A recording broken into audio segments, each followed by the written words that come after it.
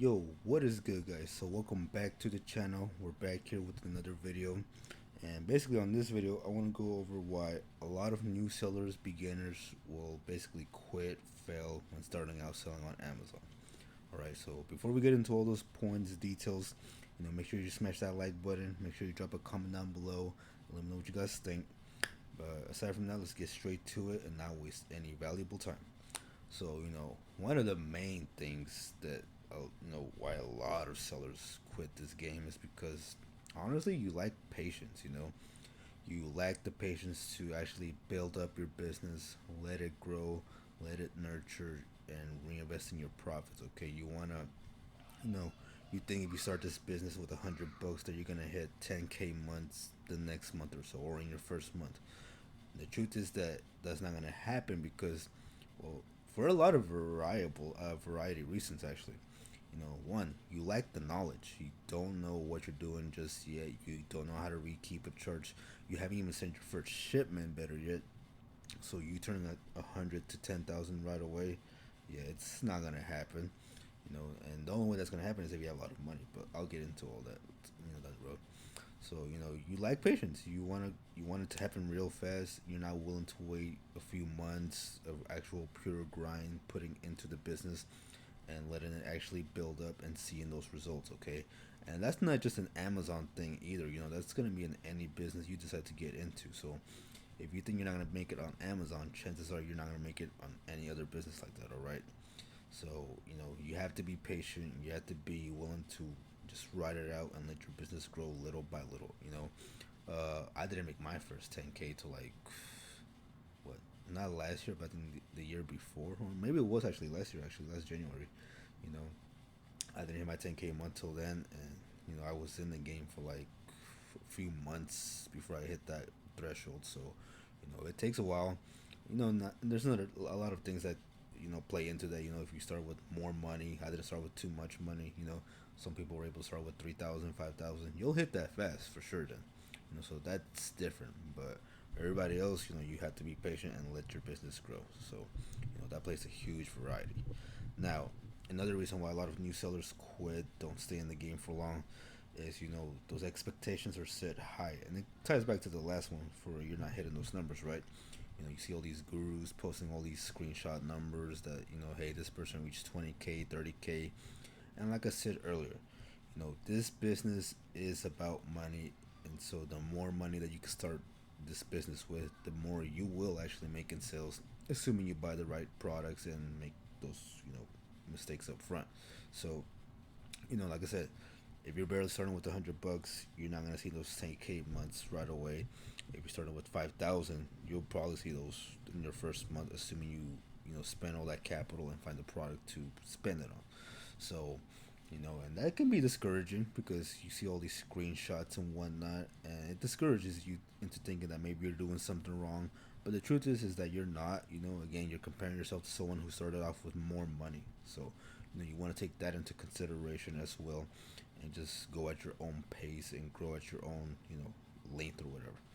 So now another reason why a lot of people don't quit this is because it's hard. Like up front, it's a lot of stuff that you have to learn. You have to learn how to source products, which means you have to learn how to read keep a chart. You have to study trends. You have to test different things, find bundles, find different flavors of certain things. Just like, and that's just product searching alone. Not to mention, you still gotta learn how to create your first shipment. You gotta mess with Seller Central. You gotta learn how to use it. You gotta go through the tabs, learn what the inventory is, learn about your IP score, your account health, your payments, how to list the product. How to add the expiration dates on the software, how to mess with even other software that's gonna help your business as well. So there's a huge learning curve when it comes to this Amazon business, okay? And a lot of you guys need to be aware of that before you actually get started in your journey, because, like I said, it's a ton of work up front. But once you get the hang of it and you get it knocked down, it becomes much much easier. And sooner or later the processes become like that, and it literally becomes so easy after that that it's just rinse and repeat at that point. Okay, like literally at that once you start scaling at that point, you're just looking for different products to hopefully find profit and sell them. So but it's a huge learning curve, and not everybody's willing to do it. Not everybody. I know I had some one person who I was going back and forth helping them out. This person wanted to quit on his first day, just sourcing. So, that's crazy. And I'm glad my dude didn't quit, because he's about to start sending his first shipment actually. So, shout out to him. I don't want to put his name out there because I don't want to, expose him like that and stuff. But yeah, so some people they don't have the patience like that, and that plays a part into patience too. Is you gotta be willing to take that learning curve and just take a month, take 2 months, however long it takes you to learn this business model and really learn the ins and outs. Okay, because just learning the keeper charts alone could probably take you a few weeks to just master that. So, and that's the main thing you want to master too, is those keeper charts. Because you know mastering those keeper charts, you're gonna be basically mastering how to find products. So that's just how it is. So yeah, that plays a huge part into why people also quit up front. It's just all that work, and people aren't willing to put in that work. So now, another reason people quit up front, quit so early, is price tanking. You know, you finally got the systems down. You spent all this time, all these weeks, finally finding some products. You finally learn how to use Seller Central. You send your first shipment in, and then next thing you know, boom, they get checked in, and the price is uptake. Now instead of selling that 6 pack for $20, a few sellers decided to tank it, and now it's selling for $12. So now you're out $8 of profit that you're gonna have to either hold on, or you're gonna have to liquidate on. So if you decide to hold it and wait for your price to come back, then you can do that. That's a strategy right there. And people, they see these things happening, and they don't like it, and they quit because of that too, just because of the price thing. Because you put all this time up front studying, sourcing, learning the charts, and then when you finally decide to send your shipment in, those prices just tank, and it becomes so discouraging. And I completely understand it, but that's just part of the business. That's part of the game, okay? And you have to be strong and with, just hold on for a bit until your prices come back, or if you need the money, liquidate it and just take that loss. So and that's the thing too, is that if you're starting these keeper charts pretty well, you want to make sure that there's no amount of sellers rising with these charts, so you can avoid price tanking. But even then, it'll happen from time to time, and it's just inevitable in this business. You will run into products where they will tank when you send them in, and yeah, so you had to be, you got to stay strong during those times and just hang in there.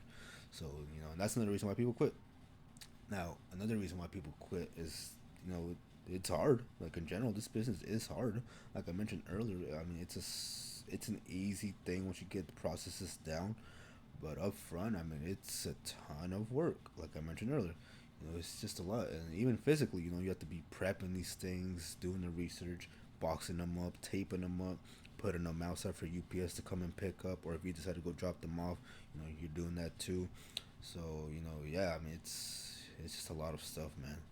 And really, another reason why people quit this business too is just the entrepreneurship part, right?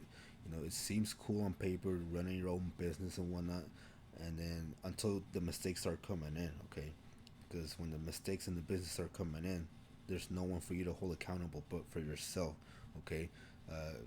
Like at a job, if you make a mistake at a job, you can probably blame your supervisor or whoever, because maybe they didn't set you up right to avoid that mistake.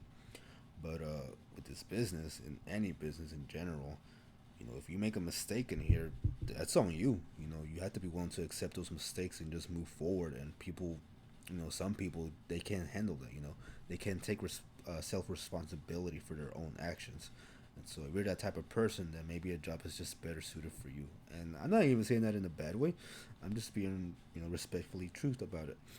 Some people are just fit to be in a job, and there's nothing wrong with it. All right, not everybody can do this Amazon thing. It's easy for me now, but as a beginner, it's definitely has its ups and downs. Just a lot of struggles and whatnot. So yeah, it's a grind for sure, man. It's a grind. Now, and another thing that keeps people from for why people quit so early on and stuff with this business is you're not seeing those sales that you expect to come in, right? You do the research, you want your products to sell super fast, but again, it comes down to the keeper charts. You gotta read them. You gotta test products out.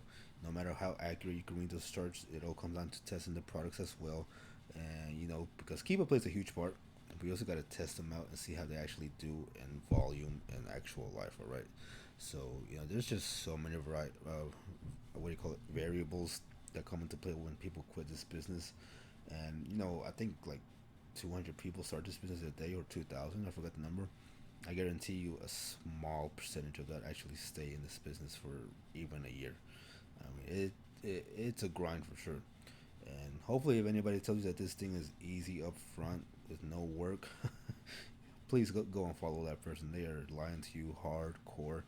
I'm telling you right now, it's a lot of grind. So, but if you're willing to put in the grind, you're willing to put in the work, and you're willing to make it happen, this business will work out. Because at the end of the day, this business will pay you for the work that you put in. So if you only decide to put 2 hours a week, that's what you're gonna get paid. If you decide to put 40 hours a week into this, you're gonna see those results. So just take that into consideration when starting this business model. But that'll be it for now, guys. Those are some of the downfalls as to why people do quit this business model. And hopefully, if you watch this to the very end, I appreciate you and you learn something new. But aside from that, I'm gonna let you guys go on to the next video next week. Probably do some Q4 stuff. We'll see what happens. And yeah, as always, peace. And check me out on my links below on social and follow me out on there. So aside from that, I'm gonna let you guys go, and I'm out.